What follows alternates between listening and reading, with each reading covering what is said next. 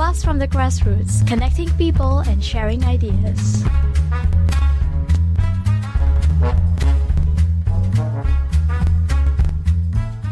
Hey, this is Arlene. Hi, this is Gowri. And you are listening to our Blast from the Grassroots. We are from Durian ASEAN, in case you don't know. What is Durian? It's the voice of sharing and discovery. And with us is another youth from ASEAN.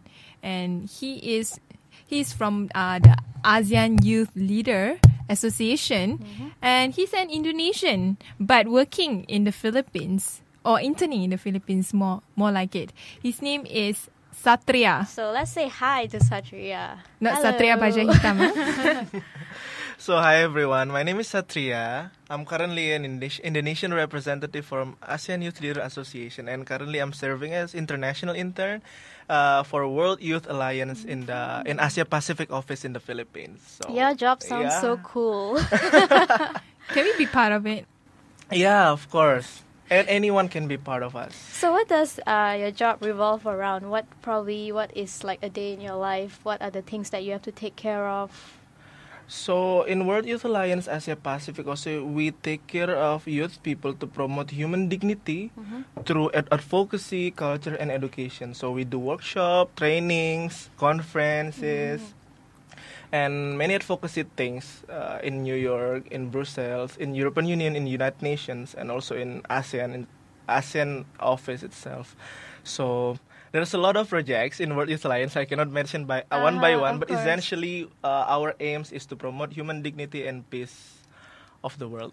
So all 10 countries, youth from all 10 countries are part of the ASEAN Youth Leader Association or ASEAN Youth Alliance.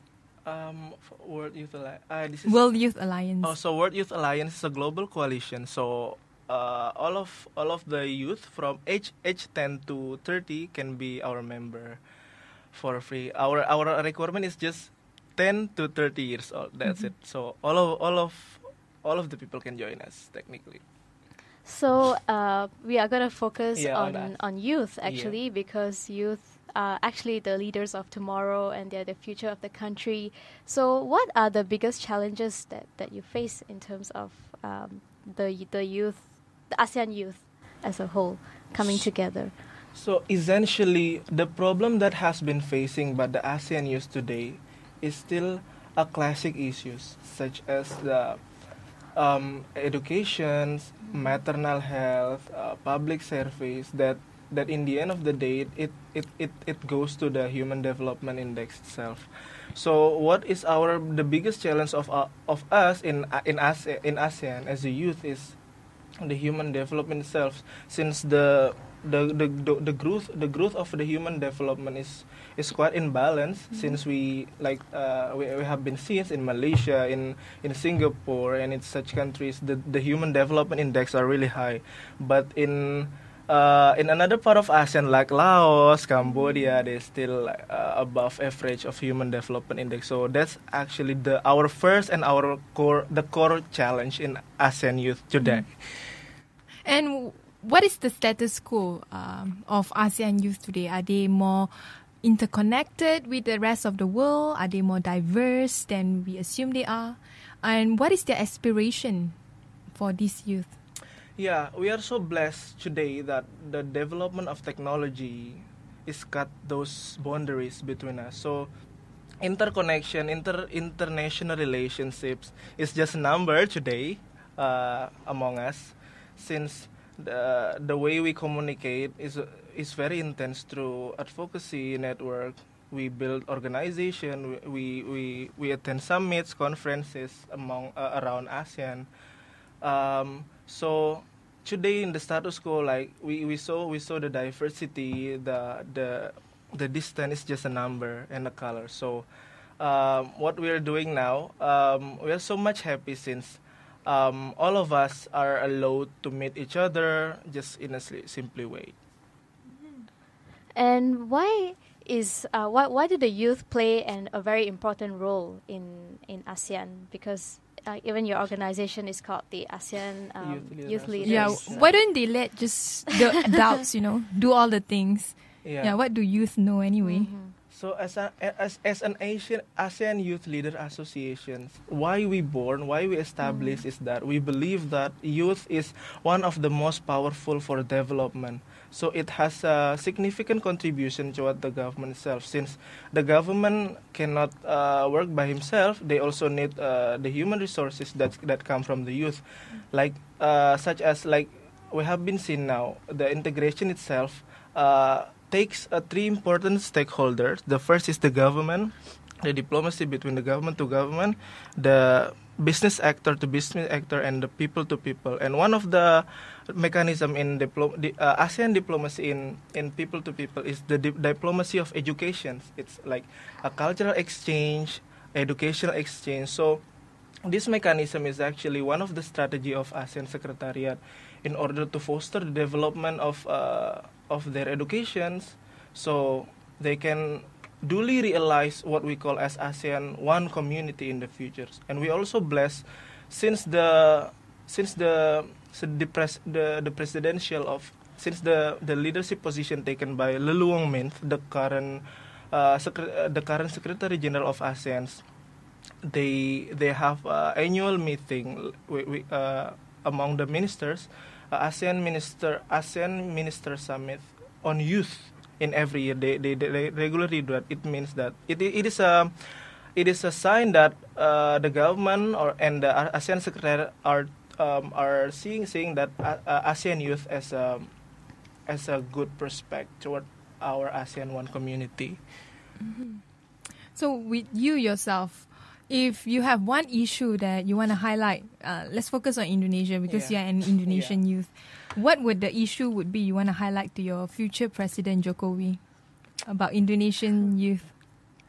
It's about pluralism. Since Indonesia is a country that composed of many ethnics, 1,000 races, religions, language. We have 100 traditional language. What we expect from Mr. Joko Widodo is that we believe that he can foster the integration itself. He can help the integration of Indonesian society and also ASEAN integration itself. Since the main focus of Mr. Joko Widodo is to integrate all of the people in Indonesia in order to contribute in ASEAN community to develop the pluralism itself. So we are now in Indonesia no longer seeing the diversity as a threat. We see the diversity as a color. So from the diversity itself, we can understand each other. We could know that in the end of the day, we are all human beings that needs to live together. I don't know you know it or not, but in Malaysia, the word pluralism itself has a negative meaning and somehow is banned by the government to be used as to describe the multicultural society that we have in Malaysia. If you want to somehow give a summary of what are the issues that the younger generation are facing right now, not just in terms of diversity, in terms of other areas like, young people, they have different aspirations compared to adults, especially when it comes to... Maybe in terms of education or sports, or what is lacking or employment, for the younger generation? What are the issues that they are facing right now? In ASEAN. Mm-hmm. Or in Indonesia? Technically in Indonesia itself, since in context of ASEAN, what we are now youth people demanding is the better quality of education itself. Since personally I agree that one of the core foundation of ASEAN integration is the basis of education itself. Don't worry, we are facing it the same. All of us are in the same boat when it comes to reforming the education system. Yeah, education reformation is required toward us. If we want to realize the ASEAN one community, we need education. But what exactly is lacking in education that you think the government should up its standards? Yeah. What is exactly lacking within education that resulted in youth that are not as capable compared to youth from other developed countries? Yeah, so this is actually the challenge of ASEAN of ASEAN countries, since most of us belongs to the categorized as a growing developing countries, so the standardizations of education should be upheld. I personally agree that this is actually the new mindset that we need to develop, that the richness, that the basic things to integrate is not located in the economic power of the country, but the core power of integration is located in the people, in the quality of people itself. So in human mostly, capital, in human quality itself. So in the end of the day, it lies, which is in education quality itself. So what are the current problems that you think that needs to be improved when it comes to the human qualities? What are the challenges you're facing right now? The distribution of education itself. Since ASEAN is big, especially in Indonesia. In Indonesia, we compose of many archipelago, and the development itself center in Java, in Jakarta, in Surabaya, in Yogyakarta. So in another region, they are not really touchable by the government. So for us personally, the challenge now is to balance the distribution of education itself, since not all of the people can enjoy the same quality of education. Even though education is free in Indonesia, is it free? Yeah, our new government emphasized that in the new era of Mr. Joko Widodo, we have a program 12 years obligation for all students to have basic education, 12 years. So we hope that this program can be distributed all to cover all of the region. In all of the region in Indonesia. I also hope in all of our ASEAN, since the right integration now, is fast who are approaching. not receiving adequate education within the population of Indonesia? In Indonesia itself. So the basic homework of Indonesia itself, we need to be more touchable with the people in more remote area, in let's say more slum area, like in the eastern part of Indonesia, like in Maluku, in Papua. They are actually a very creative people, a very outstanding. They contribute a lot to Indonesia, and they also contribute a lot of minority goals to be contributed to the central government in Jakarta. They have a lot of contribution to Indonesia, but the problem is they are not really touchable from the former government. So Jokowi is the new hope of the people of Indonesia in the eastern part of, most especially in the eastern part, to uphold, to break this issue, in order to make Indonesia as a really one country, and also to contribute to ASEAN integration itself. In Malaysia, education is not really, when it comes to improving the quality of education, it's not really in terms of the access of education. It's more towards the standard of education that we have right now. And also the way it's done, because it's mostly just, we are required to do a lot of memorizing and just kind of regurgitating towards the exam. We're not really encouraged to think that much. So that is one of the issue that we're facing here. Some people would blame this is part of the ASEAN culture.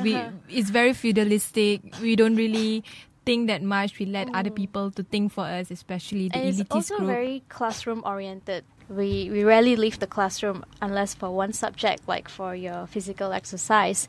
Apart from that, you just stay in the classroom the whole day, and then you just listen and listen and listen. So there should be more it should be more balanced in the sense to have more field work, to get the students out more and expose them to things. And one area of education that is lacking is most probably an ASEAN education. We talk about ASEAN integration, how education should be standardized within all ASEAN countries, from Singapore to even Myanmar. But at the same time, the awareness of ASEAN is not really much, and I'm talking in the context of Malaysia. If you ask a layman Malaysian, either is Malaysian adult or Malaysian youth, they would give you a question mark about whether ASEAN is important to them, or even worse, like which are the 10 ASEAN countries there is consisting within the Southeast Asian region.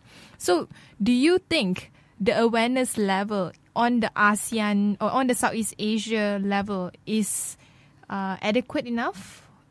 Yeah, so this is actually the new trend that is being developed by ASEAN Secretariat itself. Since since the integration itself is really fast approaching, it's beyond 2015, right? So the human development itself is the first homework. Since the awareness itself, for me personally, is really important. So again, we need to change this trend. We need to make a breakthrough to make the integration is run faster. So the only way to do it, we need to change our mindsets from economic base to human development base. Since again, since we are the real actor of ASEAN integration itself, it is a must for us to prioritize its human being rather than another sectors. Since the people itself is very vital. Since we are tomorrow will be the real actor of ASEAN integration. So the first homework to do is the people itself. That's for me. And also in terms of diversity, because earlier you mentioned that Indonesia itself has thousands of races, and in Malaysia with Sabah and Sarawak, in Philippines. So in accordance to our ASEAN 2015, how do you think that so many people with so many different ethnicities and all can come together and be as one? Yeah, so this actually, in ASEAN integration itself, we have 3 different integration. The first is political security integration. The second one is economic integration. The third one is cultural socio-cultural integration itself.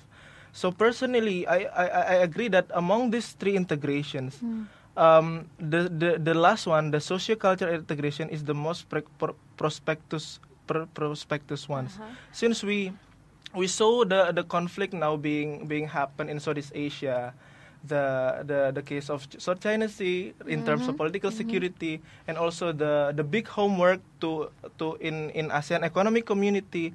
And I think the last integration, the socio-cultural integration, is the most probably happen in beyond 2015. Right. Since today the access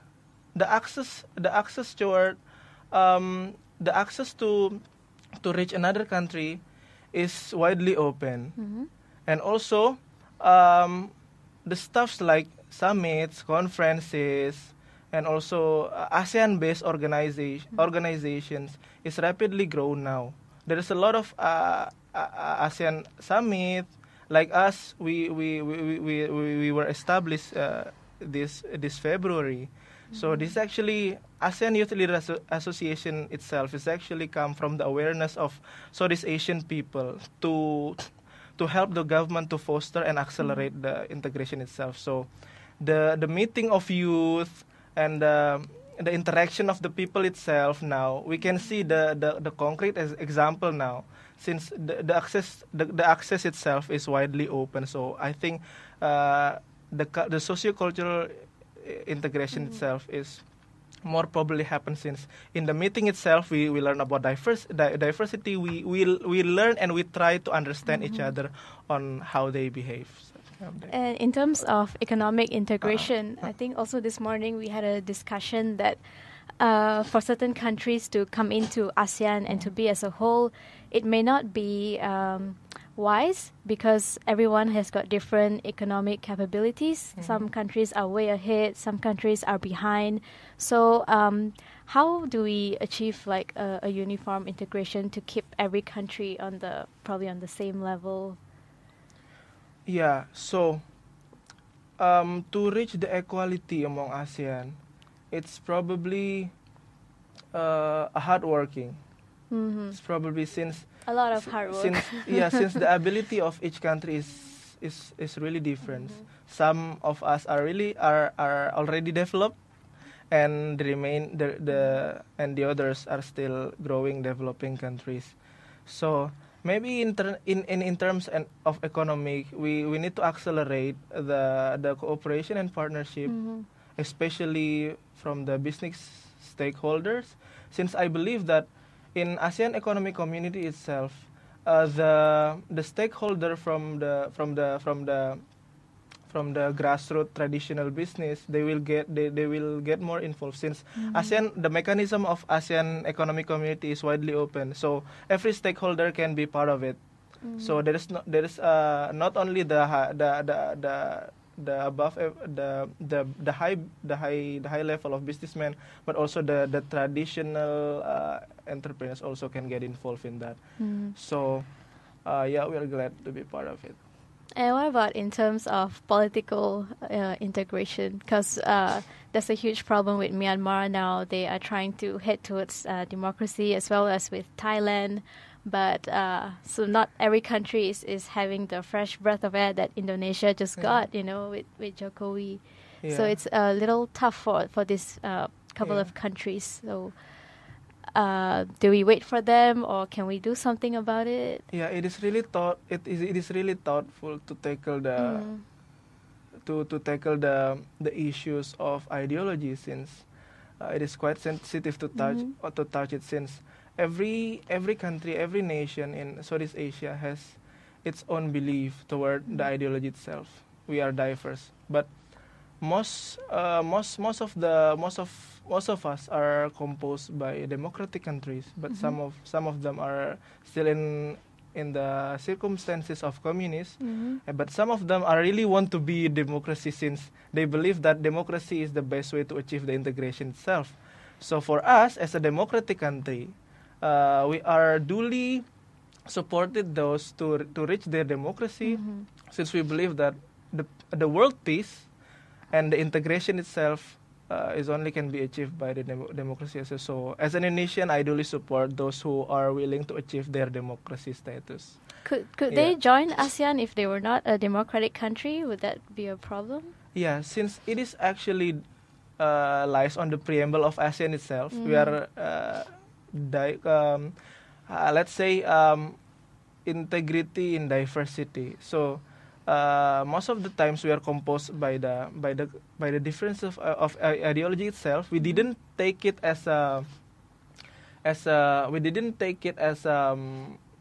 threat, right? But we take it as a color of ASEAN itself. So we are really encourage them whatever they want to be, but we always support if they are willing to be a democratic country. Yeah. Sorry. I have to and reply this. What are the future prospects for today's youth in ASEAN in terms of heading towards, what's the way forward for the ASEAN youth? Yeah, ASEAN is a prospect for the world. Even the President of United States and also Ban Ki-moon already emphasized in the previous convention. They already emphasized that ASEAN is one of the most prosperous region in the world, since we have Asia Pacific Ocean. So in the future, our prospect is we will become the center of maritime trade. The center of trade in maritime. So it's gonna be the center for trade in the world even. That's what they emphasize on it. So it is really the prospect of ASEAN itself. It's really high. So what do we expect for the youth from ASEAN to be in the future is that we need ASEAN youth to be more active actor rather than a passive actor. They can do they can do something. We believe that they can do something in their way to support the government, to compete, and also to foster their government in terms of economics, cultures, and socio culture and politics itself. With that, thank you very much for sharing your views.